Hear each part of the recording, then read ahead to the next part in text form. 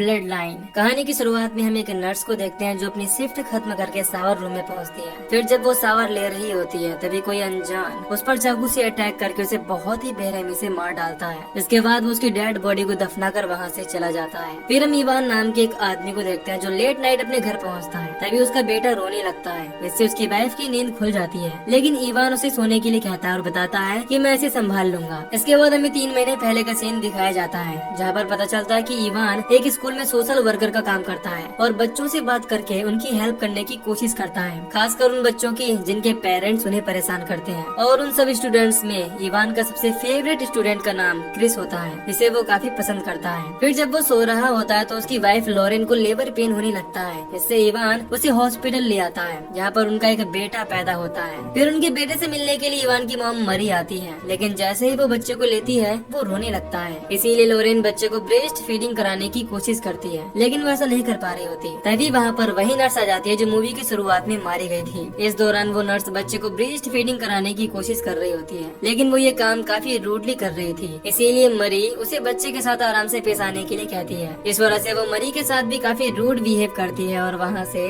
चली जाती है। इसके बाद इवान अपने बेटे को गोद में उठाता है और उससे वादा करता है कि वो उसे कभी भी नुकसान नहीं पहुँचाएगा। फिर उन लोगों के घर पहुँचने के बाद हम देखते हैं कि बच्चे के रोने की वजह से लॉरेन अपने बच्चे को ठीक से ब्रेस्ट फीडिंग नहीं करा पाती। इस वजह से वो हमेशा रोता रहता है और उसका वजन भी नहीं बढ़ रहा। इससे लॉरेन भी काफी दुखी हो जाती है। इस दौरान हम देखते हैं कि इन सब चीजों की वजह से इवान की नींद भी रोज खराब हो रही थी। फिर हमें इवान के बचपन का सीन दिखाया जाता है, जहाँ पर उसके फादर उसे एक जोरदार पंच मारते हैं, लेकिन वहाँ पर खड़ी उसकी माँ उसके फादर के गले पर चाकू रखकर उसे इवान से दूर रहने के लिए कहती है और घर से बाहर निकाल देती है। इससे पता चलता है कि इवान को भी उसके फादर हर्ट किया करते थे। तभी इवान को अपनी मॉम मरी की आवाज सुनाई देती है, इससे उसकी नींद खुल जाती है। फिर जब वो बच्चे के रूम में पहुंचता है तो उसकी मॉम बच्चे को खिला रही होती है, जिससे वो पूरी तरह से शांत होता है। फिर मोरी इवान से बात करती है और उसे समझाती है कि तुम्हें खुद का ख्याल रखना होगा, क्योंकि अगर तुम खुद का ख्याल नहीं रख पाओगे तो लॉरेन और अपने बच्चे का ख्याल कैसे रखोगे। इसके बाद अगले दिन जब इवान स्कूल पहुंचता है तो उसके पास उसका एक स्टूडेंट पहुंचता है, जिसे उसके फादर ने बहुत बुरी तरह से पीटा था, क्योंकि उसने अपने छोटे भाई को अपने फादर से बचाने की कोशिश की थी। ये सुनकर इवान कहता है कि हमें इस बारे में पुलिस को रिपोर्ट करनी चाहिए, लेकिन रे इस चीज से काफी डर रहा होता है और वो कहता है कि जो जैसा करेगा उसे वैसा ही फल मिलेगा, इसीलिए मैं ऐसा कुछ भी नहीं करना चाहता हूँ। फिर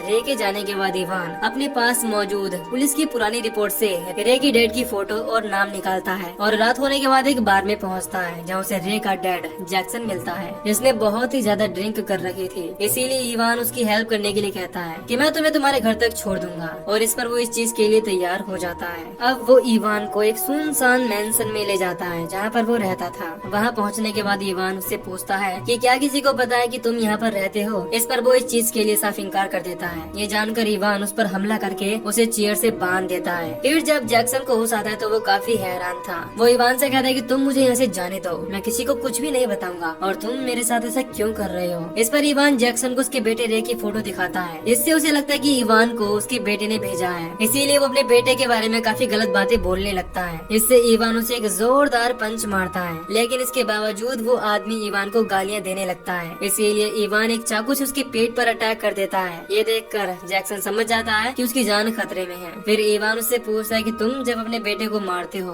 तो तुम्हें कैसा फील होता है। वो कहता है कि मैं ऐसे बिल्कुल भी नहीं चाहता, लेकिन मैं उस दौरान खुद को कंट्रोल नहीं कर पाता। यह सुनकर इवान जैक्सन का गला काट देता है, जिससे वो वहीं पर मारा जाता है। फिर वो जैक्सन की बॉडी को अच्छी तरह से दफना देता है और सारे सबूतों को जला देता है। इसके बाद वो वापस से अपनी बीवी के पास पहुंचकर चुपचाप सो जाता है। इसके बाद इवान अगले दिन स्कूल पहुंचता है। उसे पता चलता है कि जैक्सन के जाने की वजह से उसकी फैमिली काफी खुश है। फिर जब वो घर पहुंचता है तो हम देखते हैं कि लॉरेन अब भी नर्स की बात से काफी दुखी थी, क्योंकि नर्स ने उससे कहा था कि जब वो बच्चे को ब्रेस्ट फीडिंग नहीं करा सकती तो वो बच्चे को कैसे पालेगी। इस पर इवान उसे समझाता है कि तुम एक बहुत ही अच्छी माँ हो, तुम्हें किसी की बात सुनने की कोई जरूरत नहीं है। फिर अगले दिन जब इवान स्कूल पहुंचता है तो रे उससे अपने डैड के बारे में पूछता है। इस पर इवान उसे बताता है कि मुझे इस बारे में कोई भी जानकारी नहीं है, हो सकता है कि वो पहले की तरह ही गायब हो गए। इसके बाद इवान के पास एक लड़की आती है जिसका नाम केली होता है, और वो इस दौरान काफी दुखी थी क्योंकि उसके अंकल उसका रेप किया करते थे। इसीलिए इवान उसके अंकल के पास पहुंचता है और उसे भी किडनैप कर लेता है। अब वो उससे अपने 15 साल की भांजी का रेप करने का एक्सपीरियंस पूछता है। पहले तो वो केली के लिए काफी गंदे शब्दों का इस्तेमाल करता करता है, इसीलिए इवान उसे टॉर्चर करने लगता है। तभी उसके पास लोरेन का फोन आता है जो उसे बताती है कि उनके बच्चे को बुखार हो गया है और वो उसे लेकर हॉस्पिटल जा रही है। इस पर इवान उससे हॉस्पिटल में ही मिलने के लिए कहता है और फोन रखने के बाद केली के अंकल को लगातार चाकू से अटैक करके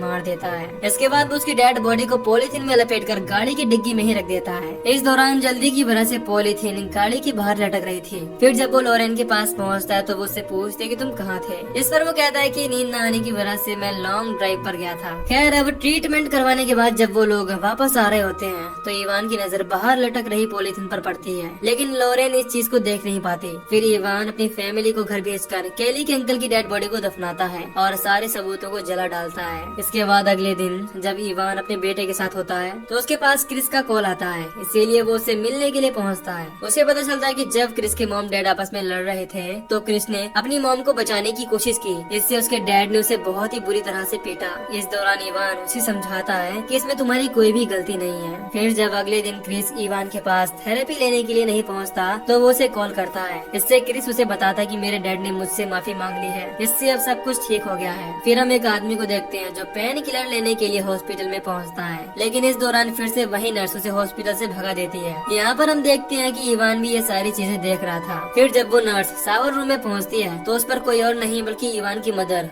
मरी अटैक कर देती है, क्योंकि उस नर्स ने उससे काफी रूडली बिहेव किया था। इधर हम देखते हैं कि इवान ने भी उस आदमी को किडनैप कर लिया था जो हॉस्पिटल में पेन किलर लेने आया था। फिर वो सबकी तरह उससे भी यही सवाल पूछता है कि तुम्हें अपने बेटे को पीटने में क्या एक्सपीरियंस मिला। इस बात से वो आदमी समझ जाता है कि इवान उसके बेटे क्रिस का थेरेपिस्ट है। साथ ही साथ वो ये भी समझ जाता है कि इवान पहले भी इस तरह के लोगों को मार चुका है, इसीलिए वो इवान को समझाने की कोशिश करता है कि मैं बीमार हूँ और मुझे नशे का एडिक्शन है, जिसकी वजह से मेरी और मेरी वाइफ की लड़ाई होती रहती है। लेकिन जब क्रिस हमारे बीच में बोलता है तो मैं खुद को रोक नहीं पाता। हालांकि अब मैं खुद पर कंट्रोल करने की पूरी कोशिश कर रहा हूँ, क्योंकि मैं अपने बेटे क्रिस से बहुत प्यार करता हूँ और मुझे इस चीज के लिए सिर्फ एक चांस चाहिए। इस दौरान वो ये भी बताता है कि पहले तो मैं क्रिस की मॉम को मिलने वाले पैसों के लिए ही वापस गया था, लेकिन मुझे एहसास हो गया कि मुझे अपनी फैमिली की जरूरत है। फिर वो बार बार इवान से रिक्वेस्ट करने लगता है और कहता है कि तुम कभी भी किसी से प्यार नहीं कर सकते, क्योंकि जब तुम्हारी फैमिली को इस बारे में पता चलेगा तो वो सब तुमसे दूर हो जाएंगे। ये सुनकर इवान उसका गला काट कर उसे बहुत ही बेरहमी से मार डालता है। इसके बाद हमें फिर से उसका पास्ट दिखाया जाता है, जहाँ पर इवान के फादर उसकी मॉम मरी को मार रहे हैं। इससे वो अपने फादर पर चाकू से अटैक करके उनका गला काट कर उन्हें मार डालता है। इसके बाद उसकी मॉम ने उसके फादर को वहीं गार्डन में दफना दिया था। फिर प्रेजेंट में जब इवान घर पहुँचता है तो उसकी वाइफ उससे पूछती है कि क्या तुम ठीक हो।